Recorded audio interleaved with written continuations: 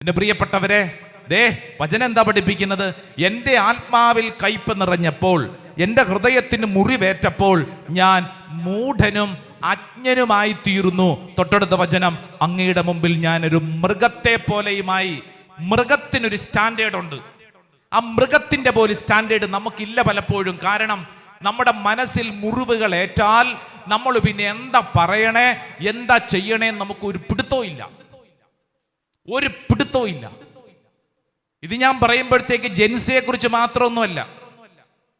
ഈ കാലഘട്ടത്തിൽ നമ്മൾ ശ്രദ്ധിക്കേണ്ട പ്രധാനപ്പെട്ട ഒരു വിഷയം, പ്രിയപ്പെട്ടവരെ, നമ്മുടെ കുടുംബത്തിൽ എന്താ പറയണേ, എന്താ ചെയ്യണേന്ന് ഉള്ളിന്റെ ഉള്ളിലേക്ക് മുറിവേറ്റ് കഴിഞ്ഞാൽ പിന്നെ ഒരു പിടുത്തവും ഇല്ലെന്ന്. പലതരത്തിലാണ് പ്രതിഷേധം അങ്ങ് വെളിപ്പെട്ടുകൊണ്ടിരിക്കുന്നത്.